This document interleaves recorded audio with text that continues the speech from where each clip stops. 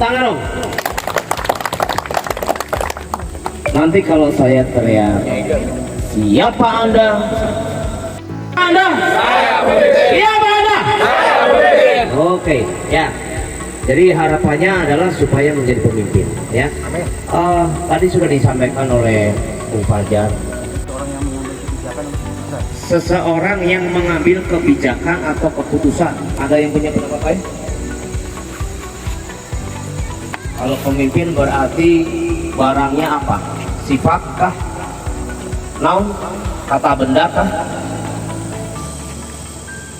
Pemimpin berarti orang ya. Kalau ini kita berilustrasi dulu ya, biar ngeklik soalnya nantinya. Anda ketua PUK, tugas Anda apa? Mengambil keputusan, mengelola para cara supaya mereka sesuai dengan program kerja, diarahkan tepat, ya. Jadi seseorang yang mengarah hasil yang mereka capai, ya.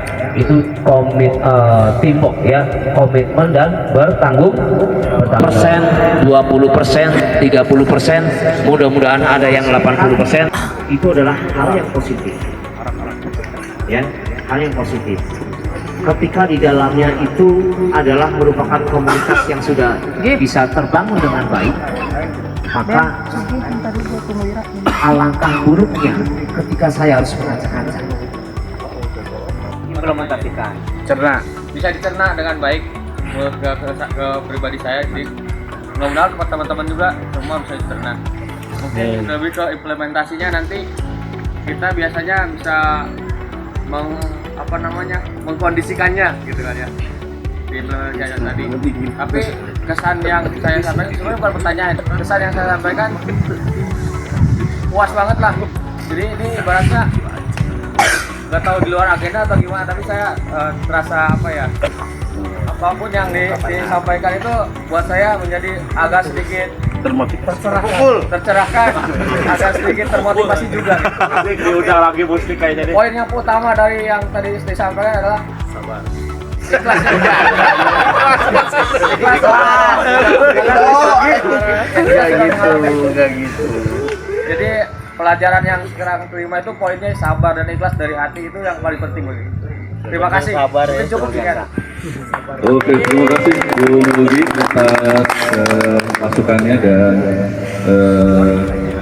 pandangannya terkait kegiatan kita hari ini. Ya, satu lagi kawan-kawan BK. Oh, Bung Ketua dari Hasilnya mulai kerasa kan ada 2 pen Bung ya. Nah, di pen 2 itu saya paksain ke pengurus menyampaikan hasil meeting. Ya. Ternyata anggota itu tidak bisa menerima apa yang disampaikan oleh pengurus lain. Puas ya. Harus diwajibkan ketua yang hadir ke sana.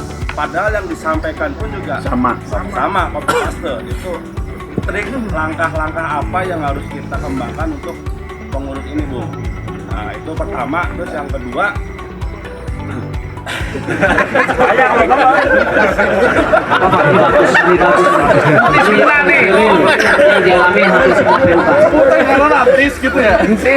terus yang kedua, Bu, sekalian mumpung ada narasumber gitu kan, saya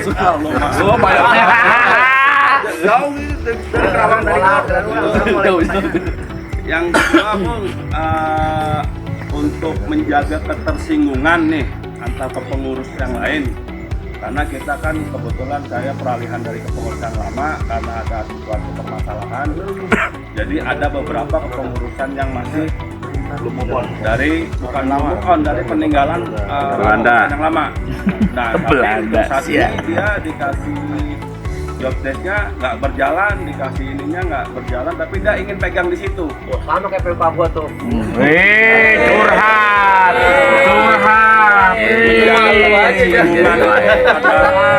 Sikat Pak Isma. Garuk baruin sekalian. Penanggulangannya seperti apa? Mungkin itu aja dari saya. Terima kasih. Wassalamualaikum warahmatullahi wabarakatuh. Serikat pekerja, profil atau sosok ketua itu biasanya memang adalah yang dibanggakan oleh seluruh anggotanya, ya. Ini sadar nggak sadar nih ya, sadar nggak sadar nih. Jadi sebagai pemimpin atau ketua itu seperti ikan dalam akuarium. Dari depan kelihatan, dari belakang kelihatan, dari samping kelihatan, ya. Maka kalau sudah menjadi pemimpin, maka sudah saatnya, ya, Anda memperhatikan semua perbuatan, baik tingkah laku, tutur kata, sikap, cara kerja, ya, itu harus sudah mulai ditunjukkan dengan baik dan tertata. Toto, ya, ditoto, uripmu ditoto, kata-katanya itu harus tertata semuanya. Nah, membangun kepercayaan itu satu, Bung. Komunikasi, tadi saya bilang selalu komunikasi. Jalan komunikasi banyak, ya, dalam melalui rapat dengan pengurus. Kemudian bagaimana cara nyampe ke anggota? Melalui korlap. Jadi komunikasi ke korlap juga harus nyambung, ya. Ini informasi ini harus nyambung ke korlap. Korlap juga harus terjadi komunikasi ke anggota. Jika dari korlap nggak nyampe ke anggota, akan terjadi miss. Ya, ini terjadi gap antara pengurus dan korlap dengan anggota. Soalnya korlap nggak jalan ke anggota. Jadi ini ada yang berperan sebagai korlap nggak di sini? Ada korlap nggak? Nggak ada, ya. Oke. Korlap, teman-teman pengurus, ini pengurus, ya. Korlap itu perannya sangat penting, ya, sangat penting. Bisa dibilang yang namanya korlap justru biasanya kalau ketua itu patuh, ya, patuh yang namanya korlap. Soalnya kenapa? Korlap itu adalah kepanjangan tangan teman-teman pengurus di semua bagian, ya, di semua bagian. Sehingga korlap harus menyampaikan informasi yang didapat dari pengurus. Sehingga teman-teman anggota tahu, anggota potensi angka seperti ini, ya. Contohnya apa, Bung? Buat contoh aja kasus. Perundingan apa contohnya?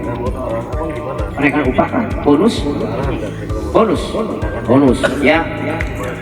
Perkembangan perundingan bonus seperti apa? Ini harus nyampe ke anggota, ya. Jangan dijadikan hal yang rahasia. Kecuali terkadang memang terjadi, ya, strategi pengurus dalam kondisi khusus yang jangan disampaikan dulu ke anggota. Ini kan strategi, ya, strategi pengurus mengendalikan gejolak. Jadi kompleks nih, ya, yang kita mainkan kompleks. Satu sisi kita harus terbuka, tapi satu sisi juga harus berstrategi. Strategi apa? Mengendalikan gejolak anggota. Jika kegagalan yang kira-kira bisa menimbulkan gejolak, jangan juga disampaikan. Tetapi perkembangan rapat, ya, hasil perundingan harus tersampaikan. Mana yang perlu tersampaikan, ya. Tentunya pengurus harus lebih jeli untuk menyampaikan hal itu, ya. Apa kendalanya atau apa kemungkinannya, ini harus sampai ke anggota. Teman-teman anggota, sekarang kita minta 8% atau 10%, ya, dari keuntungan perusahaan. Perusahaan sampai sekarang masih memegang angka 7%. Nah, kita lihat PKB-nya. Tetapi kalau berdasarkan PKB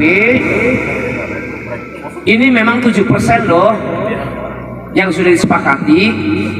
Ini adalah usaha kita dalam rangka meminta lebih, umpamanya. Lagi sejak ada 2023, ya, kita udah mulai kesal, Bekasi udah mulai mengembangkan lah, gitu, terkait mengenai pengupahan. Makanya harapan kita nanti next kita bisa belajar lagi pengupahan dengan simulasi yang lebih bagus lagi, dengan metode yang lebih baik lagi, karena memang sampai saat ini Bung Rengga pun masih berjuang terkait upah di atas 1 tahun. Baik, untuk materi pendidikan saya rasa cukup karena kawan-kawan pun sudah mulai merasakan rasa puncak, gitu. Tapi sebelum ditutup mungkin sepatah dua patah kata dari Ketua PC. Besok aja. Ya udah. Baik, dengan misterius. Baik. Selebihnya saya mewakili panitia. Kita coba istiqomah dulu.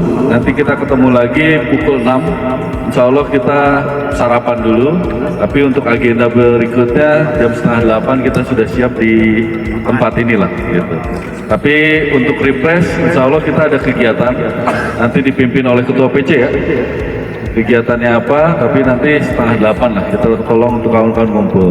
Dan untuk pakaian kita kawan-kawan bisa bebas loh untuk besok, jadi nggak harus putih biru karena udah dari pagi kayaknya atau dari siang sudah putih biru, takutnya makin sedap aja.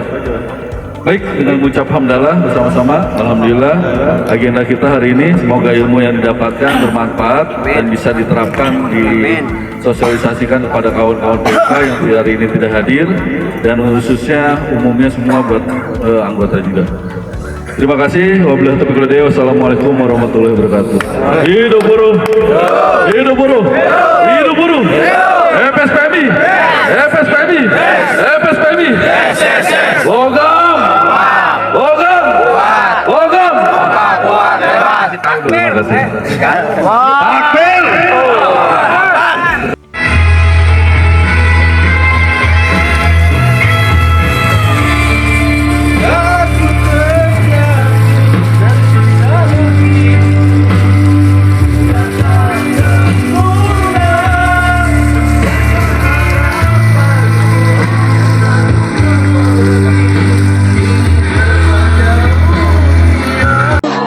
I'm a work in progress. On my way, I'm moving forward. I'm going through the motions, holding on to where I'm going.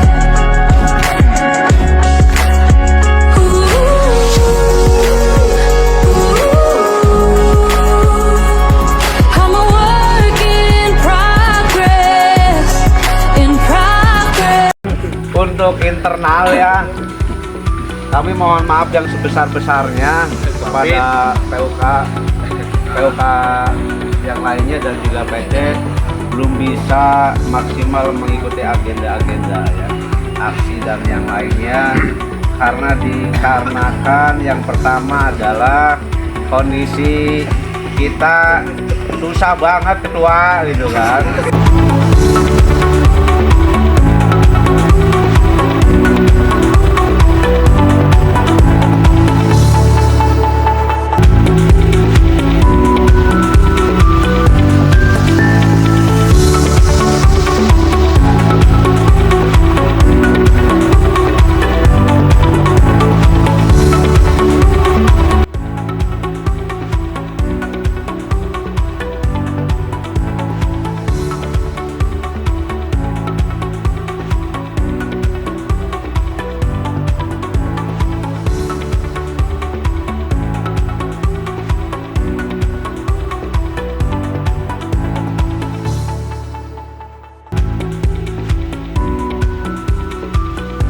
Termasuk ketika bicara ketua, itulah fungsi kepemimpinan.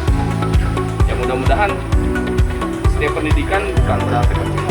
Kalau ada lah, ya tinggal bagaimana teman-teman mengambil. Kedua terkait aksi. Aksi itu nggak jauh dari rasa solidaritas. Ya memang membangun solidaritas itu nggak mudah, Bu. Ya kan? Kenapa hari ini kita mulai kendor? Ya walaupun mungkin dari segi pimpinan tadi Bung Teku menyampaikan bukan hanya di Logam doang, seluruh daerah itu sudah merasa jenuh dengan itu gitu. Makanya saya selalu mengingatkan kepada ketua dan sekretaris PC apa yang biasa saya lakukan saat dulu memimpin itu tetap diterapkan dan kalau bisa ada perubahan. Jadi penambahan gitu, termasuk soal bis. Dulu zaman saya perasaan nggak nyiapin bis, tapi teman-teman berangkat. Makanya tadi teman-teman Nestle minta masukan. Ya kalau bisa jangan pakai mobil pribadi. Justru baheula lama nggak ada yang namanya bus, Bu. Ya Kak. Ya sekarang logika sederhana gini, ente mau naik upah, terus ngandelin PC, nggak ada bis kagak berangkat, lah yang naik upah kan ente, bener gak? Dan itu abdi atau ke saya dan lain sebagainya. Jadi ketika bicara seorang pemimpin dalam sebuah organisasi, bagaimana perjuangan ini? Misal di Bekat ada bicara upah, ketua itu harus mikirin bagaimana konsep upah, apa yang menjadi permasalahan. Ketika itu sudah dikonsep, maka dibelikan kepada planner. Planner itu bicara bidang. Nah bidang itu pasti akan merencanakan ya, salah satunya itu tadi apakah konsultasi ke PC, apakah konsultasi ke Bang Sugeng yang ada di Bandung, barulah bicara worker. Worker itu adalah anggota. Jadi ketika anggotanya ngerti, pengurusnya ngerti, ketuanya hebat dalam mengakomodir kepemimpinan. Buruh Indonesia.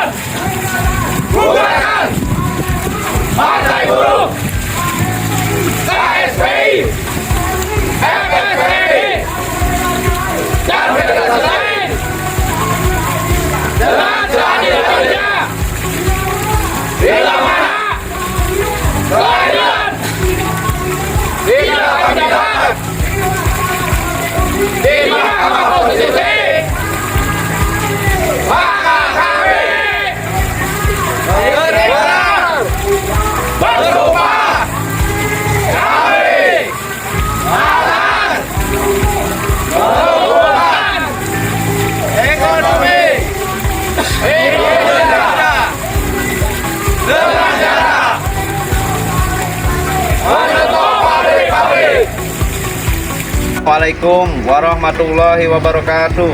Saya Arif Arofik, Ketua Pimpinan Unit Kerja Serikat Pekerja Logam Federasi Serikat Pekerja Metal Indonesia PT Nestle Indonesia. Dengan ini menyampaikan permohonan kepada Hakim Mahkamah Konstitusi untuk mengadili dengan rasa dan seadil-adilnya mengabulkan gugatan perkara nomor 168 Judicial Review Undang-Undang Cipta Kerja yang dilakukan oleh Federasi Serikat Pekerja Metal Indonesia beserta Federasi Serikat Buruh lainnya yang ada di Indonesia. Kami meminta kepada Mahkamah Konstitusi untuk mengabulkan gugatan ini. FSPMI yes, FSPMI yes, FSPMI yes. Logam kompak, logam kuat, logam kompak kuat hebat. SPMI yes, SPMI yes, SPMI yes, yes, yes. Logam kuat, logam kuat, logam